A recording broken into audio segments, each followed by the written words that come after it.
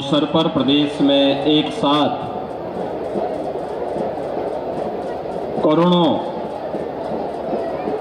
वृक्ष लगाने के आज के इस कार्यक्रम में मंच पर मेरे साथ उपस्थित प्रदेश सरकार में पर्यावरण, वन और जलवायु परिवर्तन मंत्री डॉक्टर अरुण सक्सेना जी,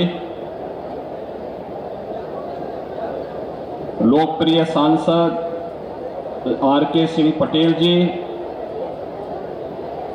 माननीय विधायक श्री अविनाश चंद्र द्विवेदी जी, विधान परिषद के माननीय सदस्य श्री जितेंद्र सिंह सेंगर जी, जिला पंचायत अध्यक्ष श्री अशोक जाटव जी, भारतीय जनता पार्टी के प्रदेश के मंत्री श्री देवेश कोरी जी, जिलाध्यक्ष श्री चंद्र प्रकाश खरे जी, प्रदेश सरकार के पूर्व मंत्री श्री चंद्रिका प्रसाद उपाध्याय जी, पूर्व सांसद श्री भैरव प्रसाद मिश्र जी, श्री लवकुश चतुर्वेदी जी,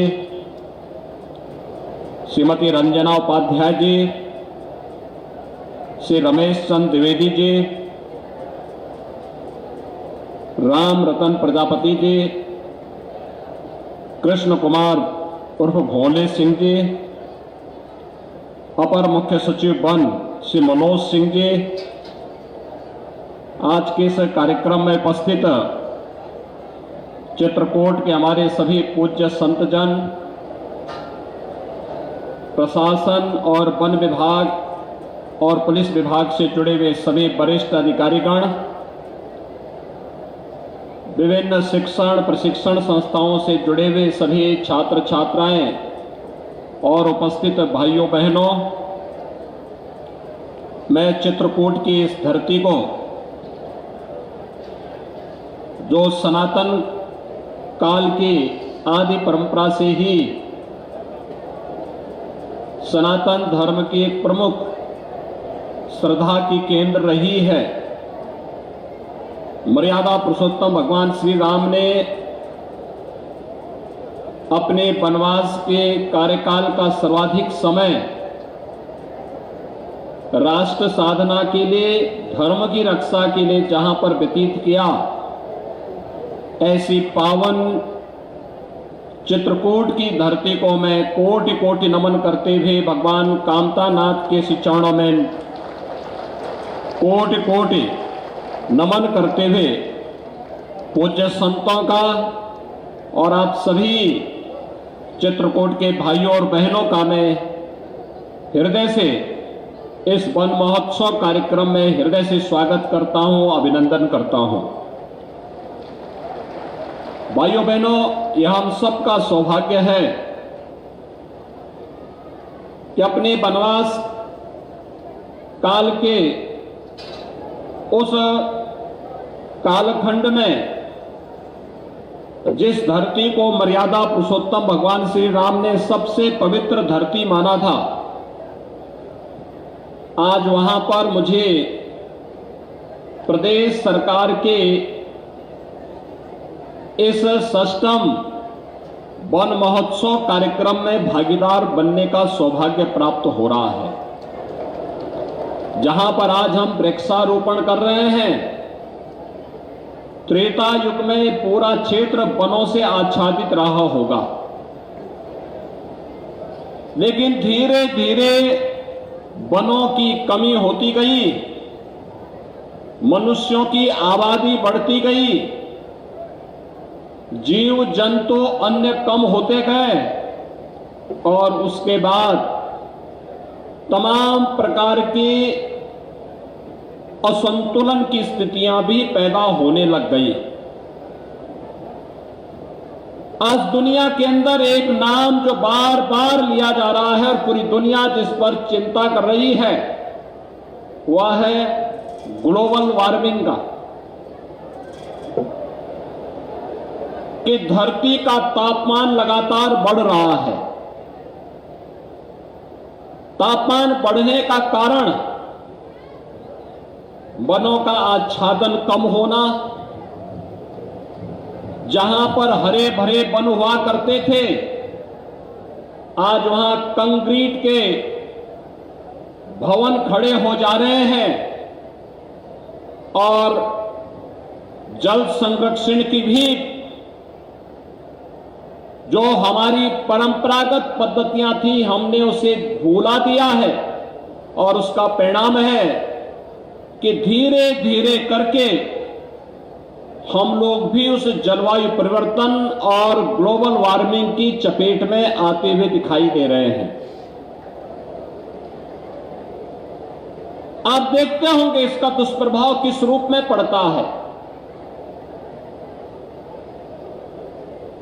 इसका प्रमुख कारण अंधाधुंध वनों की कटान है। अपने स्वार्थ के लिए प्रकृति के इस अनमोल रत्न को जब मनुष्य नष्ट करता है तो उसकी कीमत भी न केवल मनुष्य को बल्कि इस सृष्टि के हर जीव जंतु को चुकानी पड़ती है। ये जीवन चक्र है और ये एक दूसरे पर निर्भर करता है। इसके बगैर जीवन की कल्पना ही नहीं की जा सकती। अगर कोई ये मानता है कि मैं सुरक्षित रहूं भले और रहे न रहे, तो मुझे लगता है ये उसकी गफलत होगी। वो स्वयं के अस्तित्व पर खिलवाड़ कर रहा है। हम सबका जीवन तो एक दूसरे पर आश्रित है और ये जीवन चक्र इसी पर आधारित बना हुआ है। जंगलों की कटान होगी तो असमय सूखा या बरसात की समस्या, कभी अतिवृष्टि कभी सूखा, यह भी हमें देखने को मिलता है। लेकिन जब हम लोग अधिक से अधिक वृक्षारोपण करेंगे और जो आज यहां पर कोदंड वन की स्थापना की जा रही है,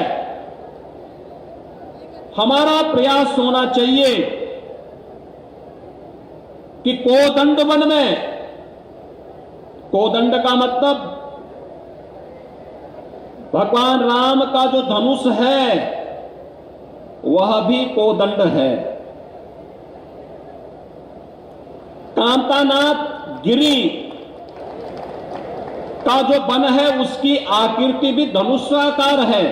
भगवान राम ने अपने वनवास का एक लंबा कार्यकाल वहां व्यतीत किया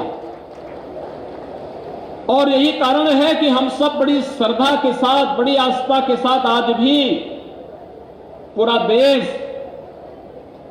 कामतानाथ गिरी का परिक्रमा करता है और बड़ी श्रद्धा के साथ हजारों वर्षों की अपनी विरासत के प्रति अपनी श्रद्धा को व्यक्त करता है। ये केवल श्रद्धा को व्यक्त करने का नहीं, बल्कि उस समय की परंपरा के प्रति कृतज्ञता ज्ञापित करते हुए एक एक कण को, एक एक वनस्पति को हम इसके अवसर पर जब परिक्रमा करते हैं तो उसके संरक्षण की गारंटी भी देते हैं कि भगवान की कृपा तो पूरी सृष्टि पर है और हम लोग यहां पर हैं। हमारी जिम्मेदारी बनती है कि मर्यादा पुरुषोत्तम भगवान श्री राम के समय से, उससे पहले से आपका संरक्षण इस धाम पर पड़ा है, तो उसके संरक्षण की जिम्मेदारी हमारी भी है। और यही आश्वासन देने के इसी संकल्प के साथ हजारों श्रद्धालु कामदगिरी परिक्रमा के साथ अपने आप को जोड़ता है और उसके माध्यम से भगवान श्री राम और चित्रकूट में निवास करने वाले कोटि कोटि देवी देवताओं के प्रति अपनी श्रद्धा और आस्था का भाव भी व्यक्त करता है। जो वन यहां पर बनाया जा रहा है, इसमें रामायण कालीन सभी प्रकार के वृक्षों को लगाने की व्यवस्था के साथ इसे जोड़ने की आवश्यकता है। लोगों की स्मृति इसके साथ जुड़े। अगर आपने वनों को आच्छादन तेज किया, उसे बनाया, उसको संवारने का काम किया, जल संरक्षण की परंपरागत पद्धति को अपना करके इस दिशा में कार्य प्रारंभ किया, तो भाइयों बहनों कोई कारण नहीं कि आप आने वाले समय में न केवल असमय जो सूखा पड़ता है, अतिवृष्टि का सामना करना पड़ता है, इससे तो हम बच ही पाएंगे। जो ग्लोबल वार्मिंग की चेतावनी बार बार पूरी दुनिया के मौसम वैज्ञानिक हमें दे रहे हैं, उससे भी हम अपनी धरती माता को बचाने में सफल होंगे। और इसीलिए आज के इस अवसर पर जब वन महोत्सव के इस कार्यक्रम के साथ हम जुड़ रहे हैं, मुझे बताते हुए प्रसन्नता है क्योंकि विगत 5 वर्ष के दौरान हमारी सरकार ने प्रदेश में 100 करोड़ से अधिक वृक्षों का रोपण वन विभाग, प्रदेश सरकार के सभी विभाग और जनता जनार्दन के सहयोग से पूरे प्रदेश के अंदर किया। वन विभाग की और सभी संबंधित विभागों की जिम्मेदारी है कि जो वृक्ष लगाए गए उनका संरक्षण भी हो, वे सुरक्षित भी रहें। एक दूसरा जो पहले से चली आ रहे पेड़ हैं उनको सुरक्षित रखने के लिए भी एक कार्यक्रम हम लोगों ने बनाया था कि 100 साल पुराने वृक्षों को हेरिटेज वृक्ष के रूप में मान्यता देते हुए उनके व्यवस्थित संरक्षण की व्यवस्था वन विभाग के माध्यम से पूरे प्रदेश के अंदर होनी चाहिए और इस दिशा में एक बड़े प्रयास की आवश्यकता है। अक्सर उन वृक्षों की कीमत को लोग अज्ञानतावश समझने का प्रयास नहीं करते। अगर हम इसको समझ जाएंगे तो स्वाभाविक रूप से किसी संभावित आपदा से भी बचाव करने में हमें मदद मिलेगी। और इसीलिए हेरिटेज वृक्ष चिन्हित करना और उससे प्राचीन काल के जितने भी वृक्ष हैं उन्हें बचाने की कार्रवाई के साथ आगे जुड़ना। एक बरगद के पेड़ की कीमत क्या है, एक पीपल, एक पाकड़, जामुन, देसी आम, नीम, ऐसे अनेक अर्जुन, अनेक ऐसे वृक्ष हैं जिनकी अपनी एक दैवीय उपयोगिता भी है। आपने देखा होगा पीपल को, बरगद को, पाकड़ को, इन सबको काटने की मनाही होती थी, नुकसान नहीं पहुंचाना चाहिए, क्योंकि ये तो मनुष्य के मित्र हैं, जीव सृष्टि के मित्र हैं। इन पर पूरी जीव परंपरा आधारित है, निर्भर करती है। लेकिन जब मनुष्य अपने स्वार्थ में आगे बढ़ता है तो वह इनको भी नुकसान पहुंचाता है।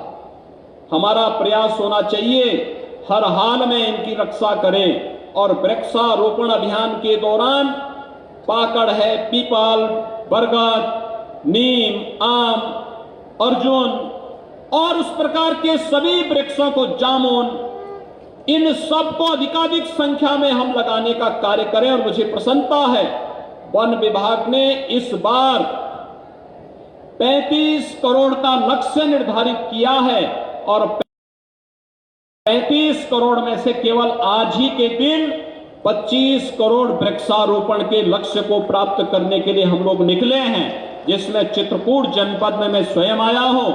हमारे बाकी प्रदेश सरकार के सभी मंत्रीगण, सीनियर अधिकारीगण अलग अलग जनपदों में जाकर के जनप्रतिनिधिगण, ग्राम पंचायत प्रतिनिधि से लेकर के हमारे माननीय सांसद तक हर एक जनपद में वृक्षारोपण महाअभियान के साथ, वन महोत्सव अभियान के साथ जुड़ करके इस महोत्सव को सफलता की नई ऊंचाइयों तक पहुंचाने का कार्य कर रहे हैं। आज 25 करोड़ वृक्षारोपण होना है, कल और परसों मिलाकर के 5 करोड़ वृक्षारोपण होगा और देश जब आजादी का अमृत महोत्सव 15 अगस्त के दिन आयोजित कर रहा होगा, उस दिन उत्तर प्रदेश के अंदर फिर 5 करोड़ वृक्षारोपण के एक बड़े लक्ष्य के साथ हम कार्य करेंगे, जिसमें हर ग्राम पंचायत में 25-75 वृक्षारोपण के कार्यक्रम को ग्राम पंचायतों के द्वारा रोपित करने के कार्यक्रम आगे बढ़ेंगे और पूरे प्रदेश में 5 करोड़ ऐसे वृक्षारोपण के कार्यक्रम को हमें आगे बढ़ाना होगा। भाइयों बहनों, हमारी जिम्मेदारी बनती है कि परंपरागत वृक्षारोपण के साथ साथ फलदार वृक्षों को भी हम लगाएं। आम है, आंवला है, अमरूद है। हर गरीब घर के पास सहजन का एक एक पेड़ लग जाए तो सहजन उस परिवार के कुपोषण की समस्या का समाधान कर देगा। सहजन की सब्जी कितना प्रोटीन और विटामिन से भरपूर है। वर्ष में 2 बार आपको उसकी फली भी प्राप्त होगी, और यही नहीं, उसकी पत्तियों को अगर गाय को खिलाएंगे तो गाय भी पुष्ट होगी, ज्यादा दूध देगी। लेकिन हम इस औषधि को भी आज भूल चुके हैं। 60 लाख सहजन की पौध वन विभाग ने तैयार की है, और 60 लाख सहजन हम प्रदेश के अंदर फ्री में हर उस परिवार को उपलब्ध कराएंगे जो प्रधानमंत्री आवास योजना, मुख्यमंत्री आवास योजना में जिन्हें आवास मिले हैं, लेकिन उन्होंने अपने घर के सामने अगर सहजन का पेड़ नहीं लगाया है तो उसे एक सहजन का पेड़ देने का कार्य भी वन विभाग इस अवसर पर करने जा रहा है। 25 यानी कुल 35 करोड़ वृक्षारोपण का लक्ष्य इस पूरे सीजन में वन विभाग ने रखा है। एक बड़ा अभियान है, जन सहभागिता इसमें आवश्यक है, और मेरी आप सबसे अपील है, हम एक एक वृक्ष की रक्षा का दायित्व निभाएं। और मुझे प्रसन्नता है कि मैंने यहां पर अभी एक सज्जन को यहां सम्मानित किया जो अब परिवार में उनका कोई नहीं है। उन्होंने अपना पूरा जीवन वृक्षारोपण के लिए और वृक्षों की रक्षा के लिए समर्पित किया है। अभी उनका सम्मान यहां मंच पर हुआ है। आप भी प्रदेश के अंदर परंपरागत रूप से विरासत से प्राप्त इन वृक्षों के संरक्षण के लिए वृक्ष मित्र बनकर के आप भी प्रकृति के मित्र बनने के लिए अपने आप को आगे बढ़कर के कार्य कर सकते हैं। और इसके लिए मैं आह्वान करूंगा कि चित्रकूट जनपद में पूरे प्रदेश के अंदर अधिक से अधिक वृक्ष मित्र बनकर के प्रदेश के वन आच्छादन को बढ़ाने और प्रदेश के अंदर प्रकृति प्रदत्त इस अनमोल उपहार की रक्षा करने के लिए हम सब बढ़ चढ़ करके भाग लेंगे। मैं इस अवसर पर पूज्य संतों से भी इस बात का अनुरोध करूंगा कि हमारा प्रयास होना चाहिए कि हम अब जो फलदार वृक्ष भी लगाएं, हमारा प्रयास होना चाहिए वो प्राकृतिक बागवानी हो। गाय का गोबर और गौमूत्र से जो भी हम उसके माध्यम से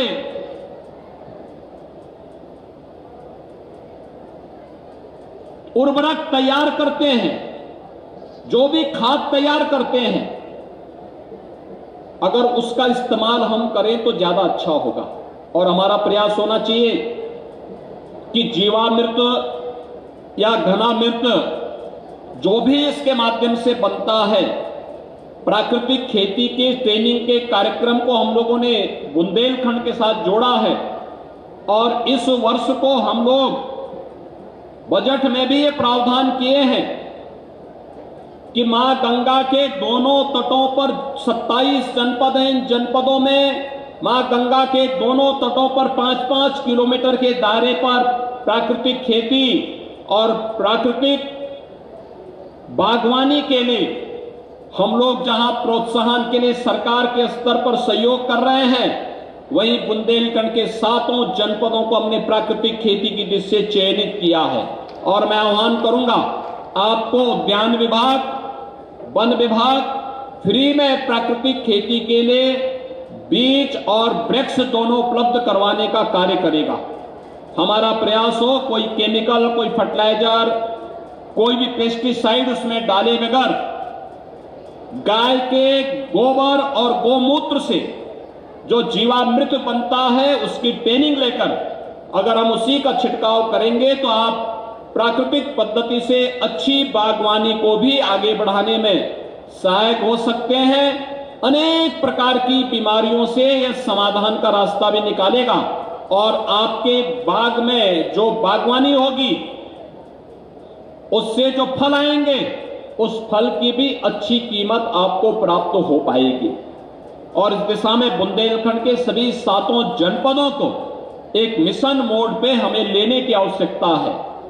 भाइयों बहनों, आज जब मैं आपके बुंदेलखंड में आया हूं, आज इस अवसर पर मुझे अनेक परियोजनाओं के शिलान्यास और उद्घाटन का भी सौभाग्य प्राप्त हो रहा है। इस अवसर पर जो अनेक परियोजनाएं यहां पर लगभग 32 करोड़ 50 लाख रुपए की लागत की परियोजनाओं का लोकार्पण हो रहा है और 81 करोड़ 43 लाख रुपए की लागत की 27 परियोजनाओं का शिलान्यास भी यहां पर हो रहा है।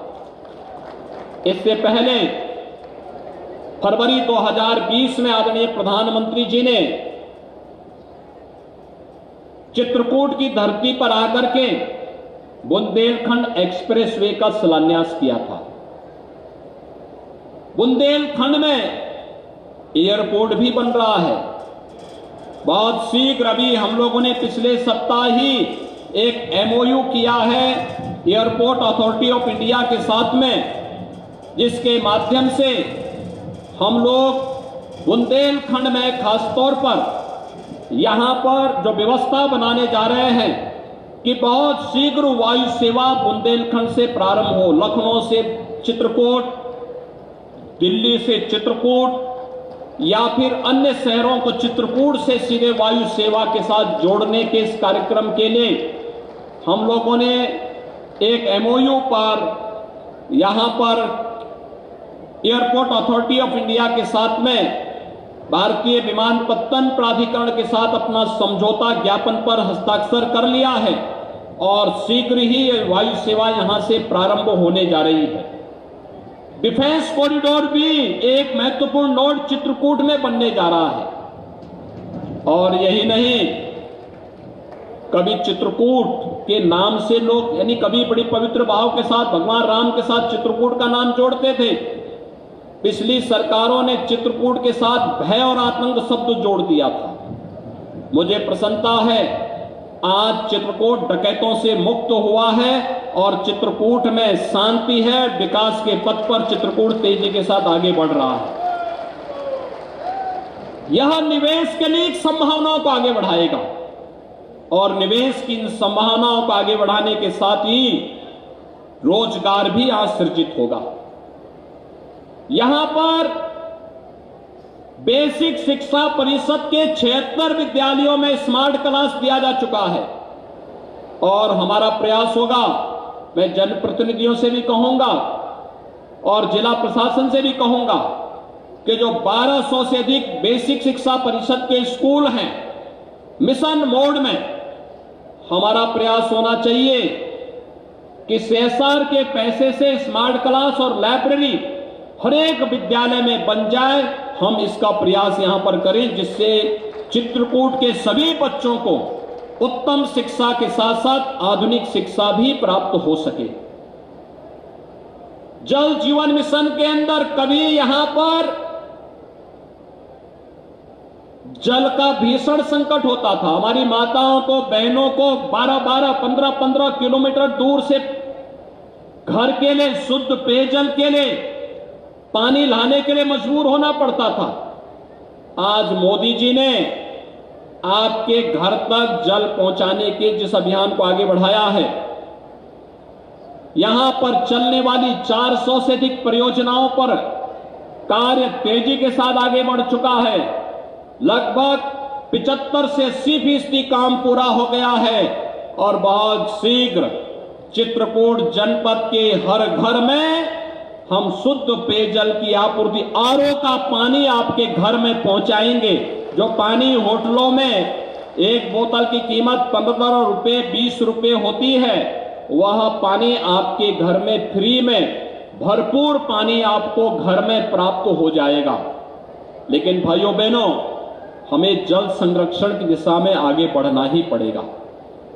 बरसात के एक एक जल की बूंद को बचाना, यहां पर जल संरक्षण के इस कार्यक्रम को चेक डैम बनाना, जो खाली हैंडपंप हैं जो सूख चुके हैं, उसको हम कैसे रेन वाटर हार्वेस्टिंग के साथ जोड़ सकते हैं, वह एक मॉडल चित्रकूट में पिछली बार प्रदर्शित भी हुआ था। उसका प्रदर्शन करते हुए गांव-गांव में उसके साथ जोड़ना।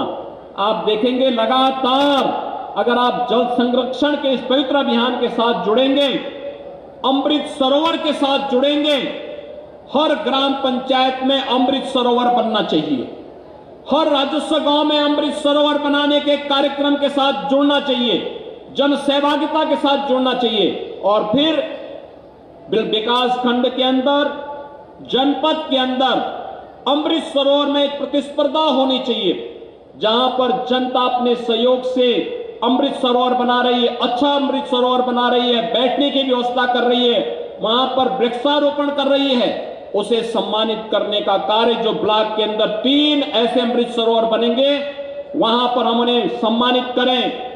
फिर जनपद स्तर पर उनका कंपटीशन हो, जनपद में 3 ऐसे अमृत सरोवर को भी सम्मानित करने के कार्यक्रम को आगे बढ़ाना होगा। ये अमृत सरोवर भी जल संरक्षण के उत्तम केंद्र बन पाएंगे। भाइयों बहनों, अगर आपने इसको किया तो ये मान करके चलिए कि आने वाले समय में ये अमूल्य जल संसाधन आपकी एक धरोहर बनेगी, आपके और आपके आने वाली पीढ़ी के लिए एक उपलब्धि होगी। अन्यथा जहां पर अंधाधुंध दोहन हुआ है, जल संरक्षण की व्यवस्था नहीं की गई है, पानी खारा हो गया है, प्रदूषित हो गया है, वहां पे भीषण बीमारियां भी हो रही हैं।